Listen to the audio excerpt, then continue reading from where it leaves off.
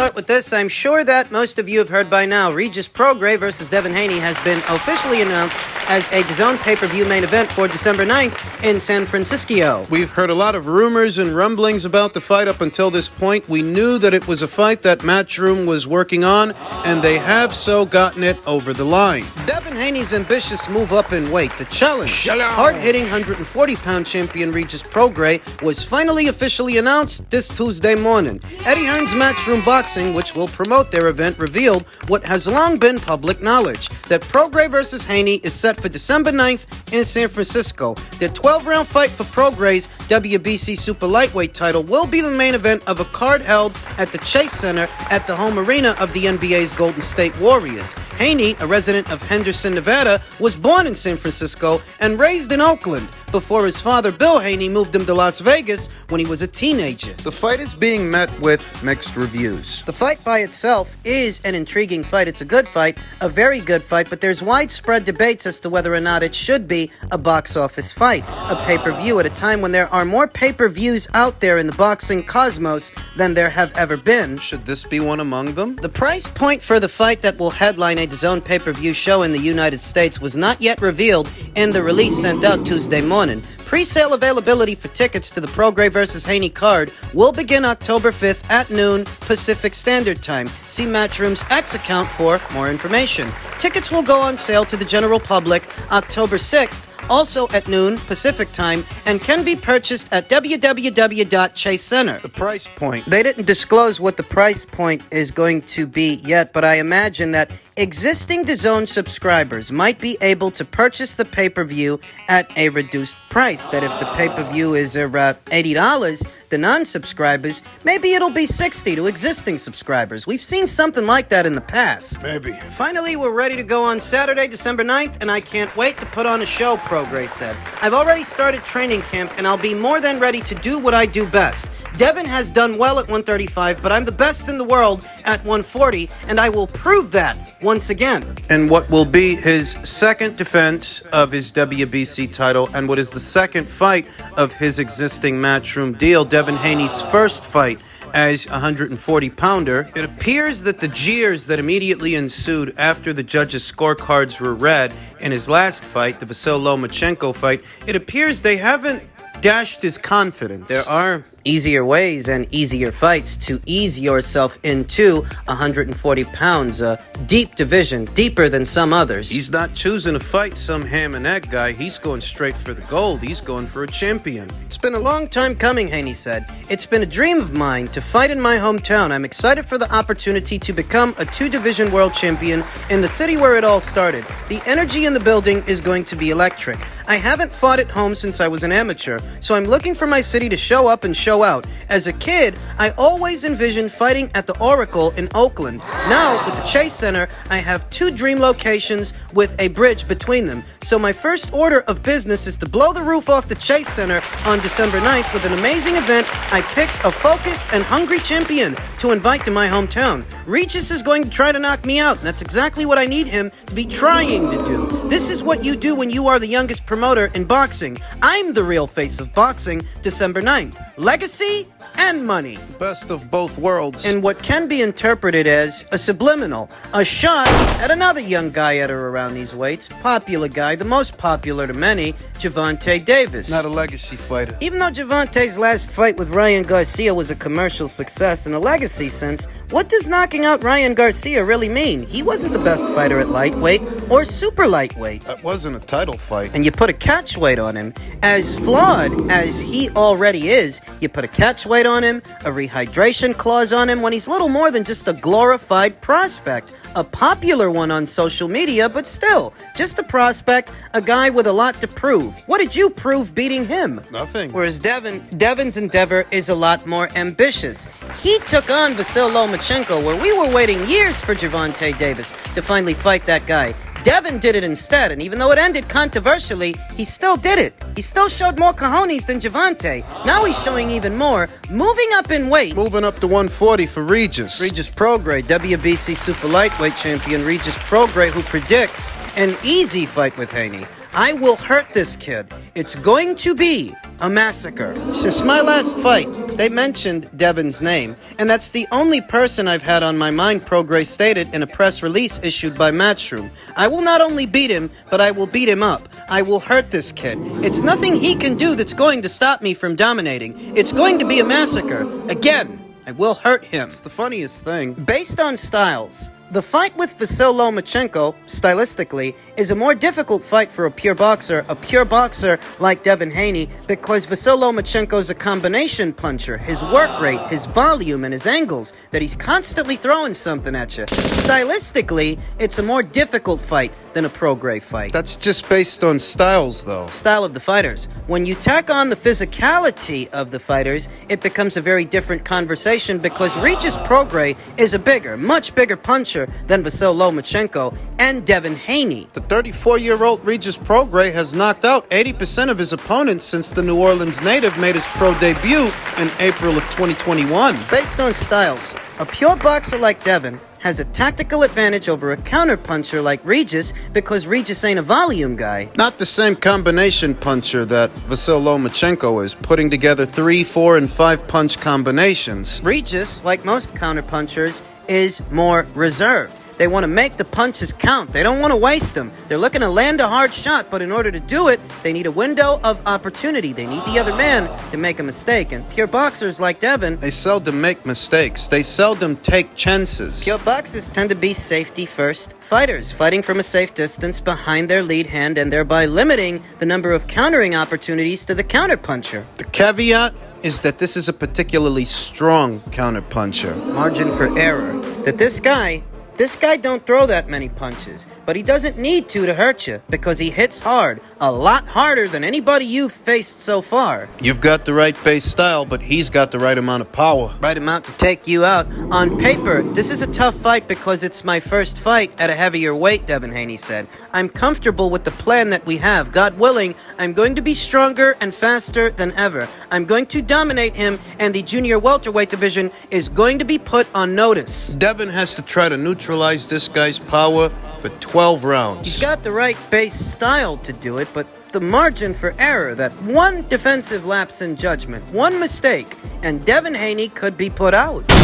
Lose. If he wins, it sends the right message to the next wave of young fighters, the next wave of unbeaten up-and-comers, that if you believe in your boxing, you can make money and do big things. That's a good example. If he wins. Now, if he loses, it'll be a cautionary tale about what happens when you bite off more than you can chew. There are easier ways to ease yourself into a division than taking on a champion straight away. It's never personal, Haney said. This is a business at the end of the day. We're two gentlemen, but when we get in the ring, we don't have to respect each other. I'm going to go in there and do my job. For Devin Haney, it's all about managing the distance, whereas for Regis, it's all about closing it, getting past Devin Haney's lead hand, getting past that jab, and getting off some hard shots. It may be easier said than done if he goes about fighting the fight by only throwing one hard punch at a time. He's got to up the tempo. He's got to up his work rate to beat Devin. And he lulls in the action. Any quiet moments favor the pure boxer. They favor Devin Haney. It's Regis that has to break character a bit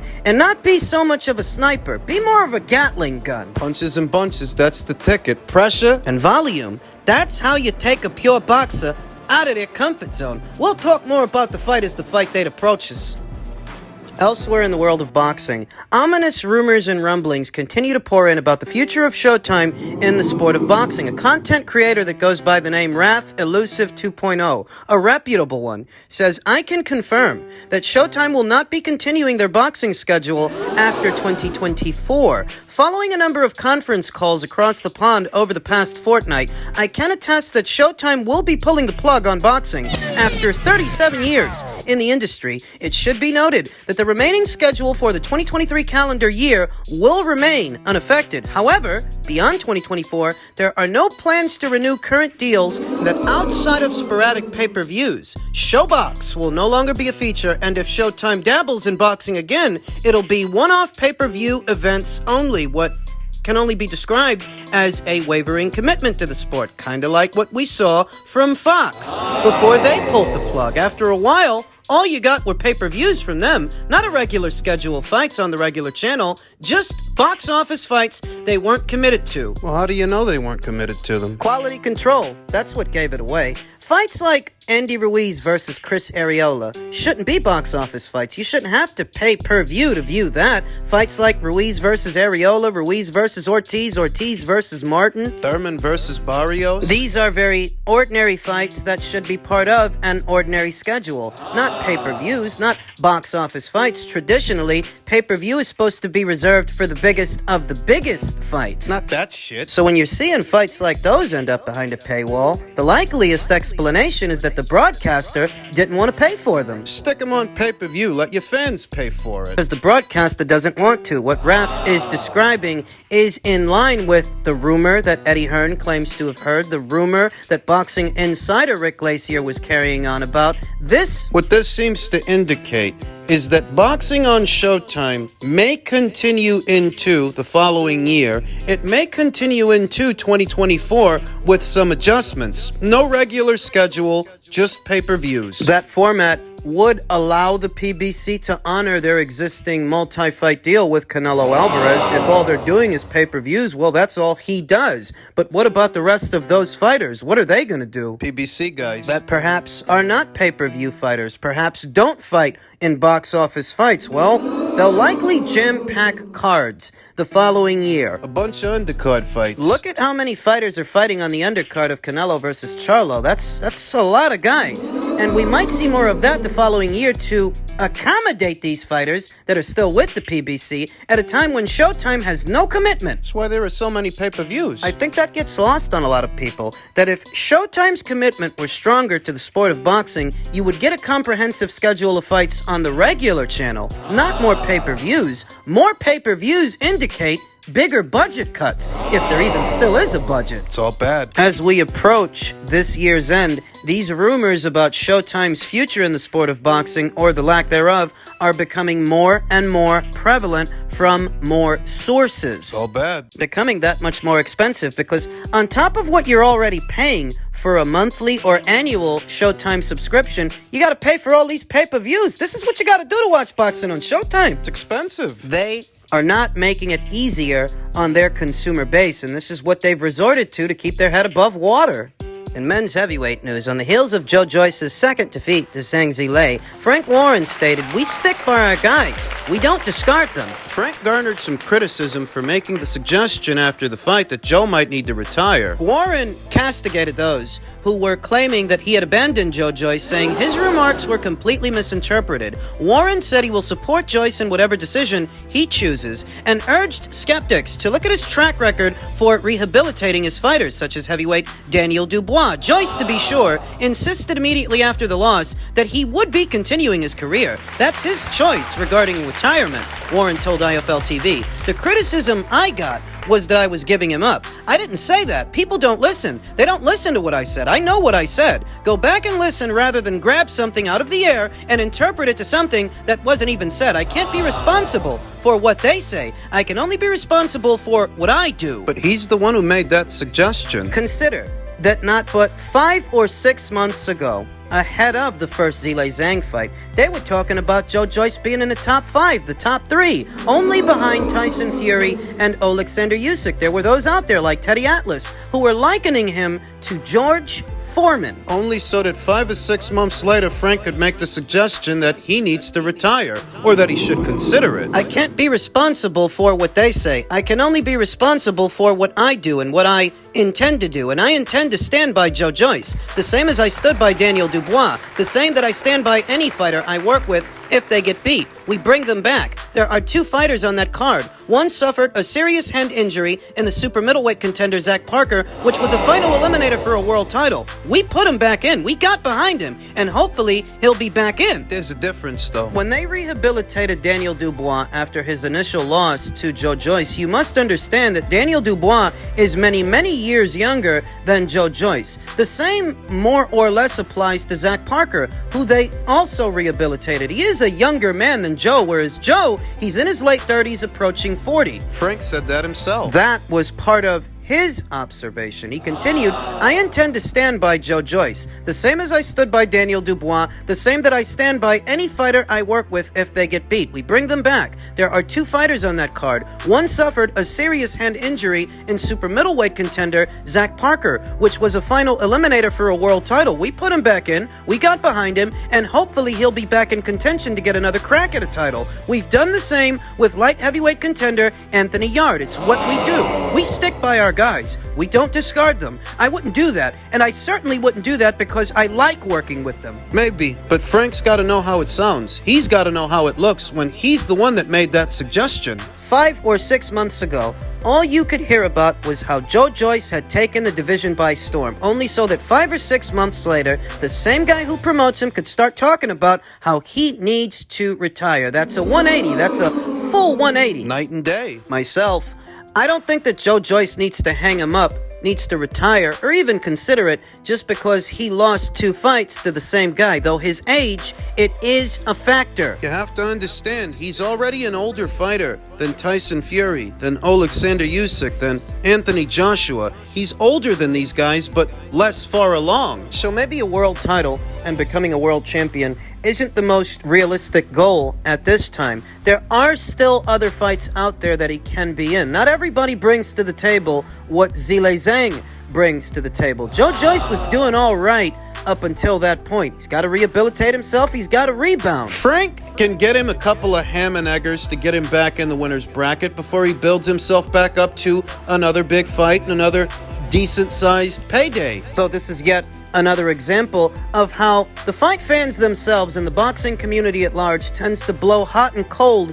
when it comes to these fighters. Too often we see slaves to the moment. All that stuff they were saying about Joe. When the year started off, he was considered top 5, maybe even top 3 in the sport. Now look. We're in September, so after a knockout loss like that, he will likely take the rest of this year off. The best thing for him to do the following year is get on a busy schedule, a busier one than it has been, because he ain't got the luxury of time. 3 fights. 2 ham and eggers, and 1 solid fight with a solid opponent to make some solid money. Build up his confidence. 3 fights. The best way to put distance between Joe and that knockout loss is to get him back in the winner's bracket. While he works on things. Get him back in the winner's bracket.